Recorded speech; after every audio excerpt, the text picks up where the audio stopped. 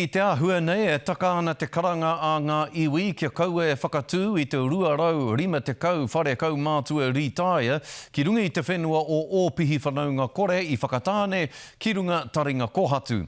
Hei tā te hunga e ātete atu ana ki ēnei whare kau mātua he wāhi tapu tēnei he urupā hoki kei reira. Engari ahakoa ēnei āhuatanga kua whakai tonu atu te kaunihera o whakatāne ki te tono kia whakatūria ēnei whare kau mātua nei. Anei te pūrongo a Rapaira tāwhai. Ōpihi whanaunga kore, he whenua tapu kua rāhuitia ki te marea, engari kaua ki te kaunihera. Well, it's the oldest urupa in the land for a start. And the whole tapu of the area goes back prior to the waka. He urupa tapu te wāhi nei, e ai ki ngā hapu o konei koinei te takotoranga o Toroa me tana tamāhine a Wairaka.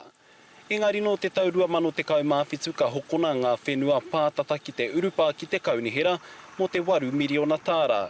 Ia nei kua whakae te kaunihera kia hangai a he whare kau mātua anō hoki. No council's going to listen to Māori who got a lot of feelings for their culture. It does not really fit into anything in this day and age. Kuaroa te tarati o ōpihi whanaunga kore e noho poro tēhi ana ki runga i te whenua, e toru noa rātau e toi ana, ko te hiahia ia nei kia riro mā te rangatahi te whenua e tiaki. Long as we're side by side, long as we walk together, not us in front, not them at the back, but all of us together.